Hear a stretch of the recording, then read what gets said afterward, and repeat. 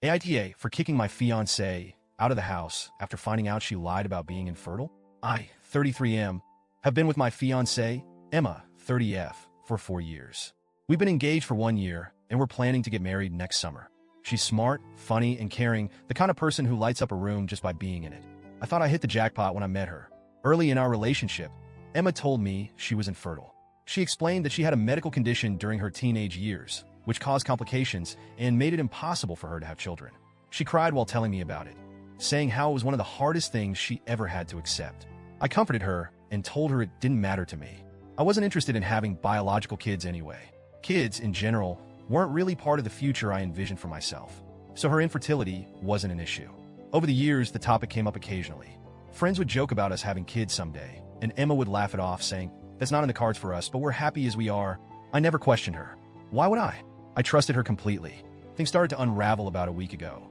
I came home after a long day at work, ready to collapse on the couch with a beer, when I noticed something on the bathroom counter, a positive pregnancy test.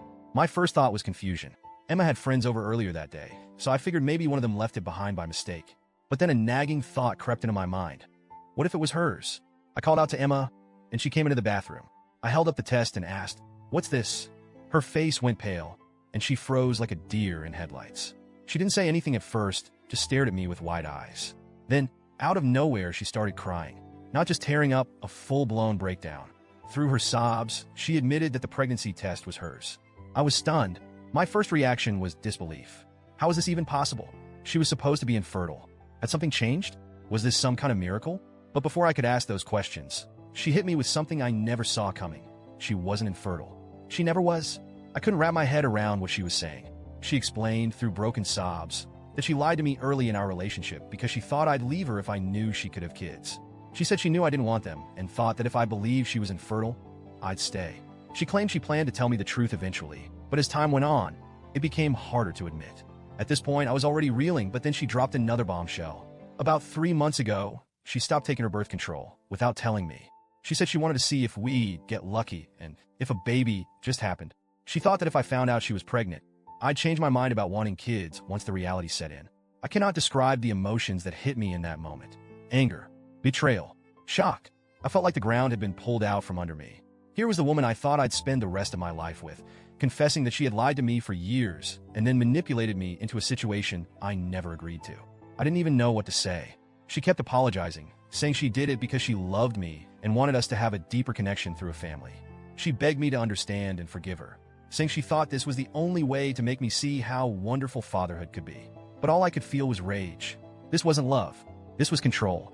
She took away my ability to make an informed decision about my own life. I told her I needed space to process everything and asked her to leave. I said she could stay with her sister for a while until I figured out what to do next. She cried even harder, accusing me of abandoning her while she was pregnant. She said I was being cruel and heartless, but I held my ground. I told her this wasn't about the baby. It was about the lies and manipulation. She eventually packed a bag and left, but not without a lot of parting words about how I was overreacting. Since then, it's been a non-stop storm of texts and calls from her. She's apologized, begged for forgiveness, and even tried to justify her actions by saying it was all done out of love. Her family has also gotten involved. Her sister called me, saying I was being an asshole for kicking Emma out while she's pregnant. Her parents left me a voicemail, accusing me of being a deadbeat dad for abandoning my child before they're even born. The guilt tripping has been relentless. But here's the thing, I never wanted kids. That's not to say I won't take responsibility for the baby, I will. The child didn't ask to be brought into this mess, and I'll do whatever I need to support them. But I feel trapped. My entire life has been upended because someone I trusted decided my feelings didn't matter. I've spent the past week replaying every moment of our relationship in my head, wondering if there were signs I missed. Did I overlook red flags? Was I naive to trust her so completely? I keep coming back to the same conclusion. No one could have predicted this. She lied to me about something so fundamental, and I believed her because I loved her. Now I don't know what to do. Part of me wants to end the relationship completely. How can I stay with someone who betrayed me like this?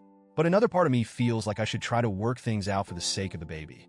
Would ending things make me a terrible person? Or am I justified in thinking this is too big to move past? I also don't know how to feel about the baby.